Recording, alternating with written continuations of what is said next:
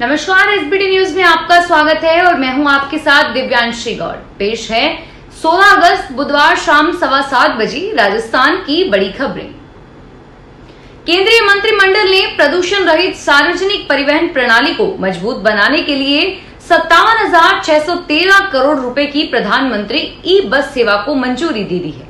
सूचना एवं प्रसारण मंत्री अनुराग सिंह ठाकुर ने बुधवार को एक संवाददाता सम्मेलन में बताया कि प्रधानमंत्री नरेंद्र मोदी की अध्यक्षता में हुई मंत्रिमंडल की बैठक में इस आशय के प्रस्ताव को मंजूरी दी गई। राजस्थान में आगामी विधानसभा चुनाव को लेकर निर्वाचन विभाग द्वारा विभिन्न प्रशिक्षण कार्यक्रमों के माध्यम से चुनावों के सुचारू रूप से संपादन के लिए तैयारियां की जा रही है और इसी क्रम में जिला निर्वाचन अधिकारियों का 2 दिवसीय प्रशिक्षण कार्यक्रम कल गुरुवार से हरिश्चंद्र माथुर राजस्थान लोक प्रशासन संस्थान परिसर में प्रारंभ होगा। मुख्य निर्वाचन अधिकारी प्रवीण गुप्ता ने बताया कि इस प्रशिक्षण कार्यक्रम के जरिए जिला निर्वाचन अधिकारियों को संबंधित नियम कानून एवं निर्वाचन प्रक्रियाओं की व्यवहारिक जानकारी दी जाएगी। गुप्ता ने बताया कि 2 दिवसीय प्रशिक्षण कार्यक्रम 17 एवं 18 अगस्त को आयोजित होगा, जिसमें सभी जिलों के जिला निर्वाचन अधिकारी हिस्सा लेंगे। जोधपुर सांसद और केंद्रीय जल शक्ति मंत्री गजेंद्र सिंह शेखावत अपनी मन्नत पूरी होने पर 18 अगस्त को रामदेवरा में लोक देवता बाबा रामदेव का जागरण करवाएंगे। पंचायत समिति साकड़ा प्रधान भगवंत सिंह तंवर ने बताया कि केंद्रीय मंत्री शुक्रवार शाम को सपरिवार रामदेवरा में रनुजा कुआं पर जागरण में मौजूद रहेंगे। उन्होंने बताया कि यह केंद्रीय मंत्री का निजी कार्यक्रम है। 19 अगस्त को प्रसादी वितरण कार्यक्रम भी रखा गया है। गौरतलब है कि लोक देवता बाबा रामदेव के प्रति गजेंद्र सिंह शेखावत की अपार आस्था है और प्रतिवर्ष बाबा की समाधि के दर्शन को वे रामदेवरा भी आते हैं। कांग्रेस आलाकमान की लोकसभा चुनाव के मद्देनजर दिल्ली के पार्टी नेताओं के साथ रणनीति बनाने को लेकर बुधवार को कांग्रेस अध्यक्ष मल्लिकार्जुन खड़गे की अध्यक्षता में बैठक हुई। इसमें पार्टी के प्रमुख नेताओं ने हिस्सा लिया और पार्टी सूत्रों के अनुसार बैठक में श्री खड़गे के अलावा पार्टी के पूर्व अध्यक्ष राहुल गांधी, कांग्रेस के दिल्ली के प्रभारी महासचिव दीपक बाबरिया, प्रदेश अध्यक्ष अनिल चौधरी, वरिष्ठ नेता अजय माकन, संदीप दीक्षित सहित कई प्रमुख नेता शामिल हुए। खड़गे ने कहा कि लोकसभा चुनाव के मद्देनजर आज दिल्ली कांग्रेस के नेताओं के साथ मंत्रणा हुई है। हमने दिल्ली को समृद्ध और खुशहाल बनाया था और आगे भी दिल्ली के लोगों के लिए हमारा संघर्ष जारी है। बहन भाई के स्नेह का पर्व रक्षाबंधन इस बार भद्रा का साया है। पूर्णिमा तिथि 2 दिन होने के कारण रक्षाबंधन को लेकर असमंजस की स्थिति है। शास्त्र के अनुसार उदित तिथि को ही श्रेष्ठ माना जाता है। पूर्णिमा तिथि 30 अगस्त को शुरू होकर 31 अगस्त सूर्योदय तक रहेगी। ज्योतिषों के मतानुसार 30 अगस्त को राखी पर भद्रा है, लेकिन रात 9 बजे भद्रा समाप्ति के बाद पर्व मनाया जाएगा। पंडितों के अनुसार पूर्णिमा तिथि 31 अगस्त को बहुत ही कम समय के लिए है, इसीलिए 30 अगस्त को रात्रि में शुभ मुहूर्त में राखी बांधना उचित है। राजस्थान में ऐतिहासिक राजसमंद झील पर आम आदमी को जागरूक करने के उद्देश्य से 23 से 27 अगस्त तक 5 दिवसीय झील महोत्सव का आयोजन किया जाएगा। आयोजन के प्रमुख गणेश पालीवाल ने बताया कि एशिया की दूसरी सबसे बड़ी मानव निर्मित झील राजसमंद के लिए ये साल खुशियों की सौगात लेकर आया है। 2017 के बाद इस बार वापस राजसमंद झील छलकने को आतुर है और ये अवसर राजसमंद जिले के हर नागरिक के लिए आनंददायक है। इस अवसर पर झील महोत्सव के माध्यम से आम आदमी को जागरूक करने के उद्देश्य से 5 दिवसीय झील महोत्सव का आयोजन किया जाएगा। जोधपुर के जयनारायण व्यास विश्वविद्यालय के स्टूडेंट्स ने ओल्ड कैंपस के बाहर जमकर धरना प्रदर्शन किया। उनका कहना है कि छात्र संघ चुनावों को बहाल करना चाहिए। चुनाव पर रोक लगाकर मुख्यमंत्री छात्र शक्ति की आवाज को दबा रहे हैं। स्टूडेंट्स का भी यही कहना है कि जिन छात्रों का यह अंतिम वर्ष है और वह चुनाव लड़ना चाहते हैं, ऐसे में चुनाव पर रोक से उन स्टूडेंट्स का यह मौका खत्म हो जाएगा। उन्होंने कॉलेज के मेन गेट के बाहर पुतला फूंक कर विरोध प्रदर्शन किया। बीकानेर से अलग करके खाजूवाला और छतरगढ़ को अनूपगढ़ में मिलाने के निर्णय पर सरकार जल्द ही यू टर्न ले सकती है।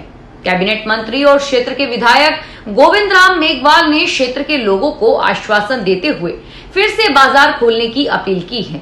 हालांकि लगातार 10वें दिन भी खाजूवाला का बाजार बंद है। कैबिनेट मंत्री ने अपने बयान में कहा कि मुख्यमंत्री अशोक गहलोत से उनकी बात हो चुकी है और क्षेत्र के लोगों की भावनाओं के अनुरूप ही मुख्यमंत्री कार्य करेंगे। मेघवाल ने स्वयं राम लुभाया कमेटी को भी इस बारे में पत्र दिया है और अब खाजूवाला और छतरगढ़ दोनों को बीकानेर में फिर से शामिल करने का निर्णय जयपुर से हो सकता है। अजमेर नगर निगम के वार्ड नंबर 14 की महिलाएं बुधवार को महावीर सर्किल स्थित जलदाय विभाग पर पहुंची और अपना विरोध जताया।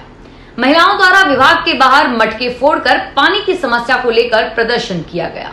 महिलाओं ने आरोप लगाया कि विभाग के द्वारा रात में पानी की सप्लाई दी जा रही है, जिसमें भी उन्हें बदबूदार पानी दिया जा रहा है। महिलाओं ने कहा कि अगर उनकी मांग जल्द पूरी नहीं हुई तो वह जलदाय विभाग के बाहर धरना देकर चक्का जाम कर विरोध प्रदर्शन करेंगे। सुप्रीम कोर्ट के फैसलों और दलीलों में अब जेंडर स्टीरियोटाइप शब्दों का इस्तेमाल नहीं होगा। सुप्रीम कोर्ट ने महिलाओं के लिए इस्तेमाल होने वाले आपत्तिजनक शब्दों पर रोक लगाने के लिए gender stereotype combat handbook launch कर दी है। 8 मार्च को महिला दिवस पर सुप्रीम कोर्ट में हुए इवेंट में कहा था कि कानूनी मामलों में महिलाओं के लिए आपत्तिजनक शब्दों का इस्तेमाल रुकेगा और जल्द ही डिक्शनरी भी आएगी। बुधवार 16 अगस्त को हैंडबुक जारी करते हुए सीजीआई डीवाई चंद्रचूड़ ने कहा कि इससे जजों और वकीलों को ये समझने में आसानी होगी। मथुरा में श्री कृष्ण जन्मभूमि के पास अवैध बस्ती पर बुलडोजर कार्रवाई पर सुप्रीम ने ब्रेक लगा दिया है।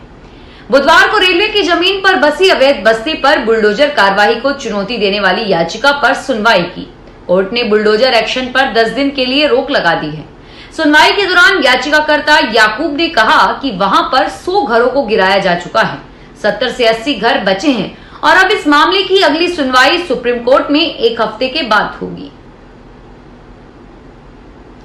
सीएम अशोक गहलोत ने फ्री राशन किट योजना की लॉन्चिंग के मौके पर बीजेपी को निशाने पर लिया।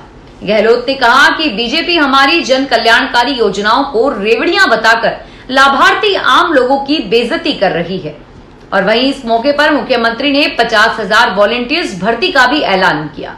फ्री राशन किट योजना की लॉन्चिंग के बाद सीएम अशोक गहलोत ने जिलों में चुनिंदा लोगों से बातचीत की। सीएम ने गंगानगर जिले में सादुलशहर की रहने वाली कृष्णा देवी से वीसी के जरिए लंबी बातचीत की। कृष्णा देवी ने कहा कि तीर्थ यात्रा योजना में हवाई जहाज में बैठकर नेपाल के काठमांडू जाकर आई और अब जिस प्लेन के पास में नहीं खड़े हो सकते थे उसमें बैठने का मौका मिला और इससे वे बहुत खुश हैं। राजस्थान माध्यमिक शिक्षा बोर्ड की 10वीं व 12वीं कक्षा की मुख्य परीक्षा की ऑनलाइन आवेदन प्रक्रिया सोमवार से शुरू हो गई है। आवेदन प्रक्रिया 1 माह तक चलेगी और सामान्य शुल्क के साथ 13 सितंबर तक आवेदन किया जा सकेगा। एक अतिरिक्त परीक्षा शुल्क के साथ विलंब शुल्क के साथ 26 सितंबर तक आवेदन स्वीकार किए जाएंगे। स्वच्छ भारत मिशन ग्रामीण के दूसरे चरण के तहत झुंझुनू जिले में गौशाला स्तर पर गोवर्धन परियोजना स्थापित की जाएगी। इसके तहत गौशाला में बायोगैस प्लांट के लिए अधिकतम 50 लाख रुपए की सहायता दी जाएगी। जिले में गोवर्धन योजना को क्रियान्वित करने के लिए अभी एक ऐसी प्रतिष्ठित गौशाला जो इस योजना के लिए इच्छुक हैं और इनमें पर्याप्त संख्या में पशुधन और गौशाला की स्वयं के स्वामित्व की पर्याप्त भूमि उपलब्ध हो, उसका चयन किया जाएगा और साथ ही गौशाला का गोपालन विभाग में पंजीकरण होना आवश्यक है। परियोजना के संचालन एवं रखरखाव के लिए गौशाला से MOU किया जाएगा। राजस्थान में मानसून पर ब्रेक लगने के साथ ही जयपुर, अजमेर और टोंक जिले की लाइफलाइन बिसलपुर बांध का जल स्तर घटने लगा है। बुधवार सुबह बांध का गेज 313.99 RL मीटर था और वहीं इसकी भराव क्षमता 315.50 RL मीटर है। पिछले 24 घंटे में बिसलपुर बांध का एक गेट जल स्तर घटा है। त्रिवेणी नदी में पानी का बहाव 2.60 मीटर पर है। मौसम विभाग के अनुसार मॉनसून की ट्रफ लाइन हिमालय की तलहटी पर शिफ्ट हो गई है, जिससे उत्तराखंड के पहाड़ी इलाकों पर झमाझम बारिश हो रही है। फिलहाल इस बुलेटिन में इतना ही और फिर हाजिर होंगे तमाम बड़ी खबरों के साथ।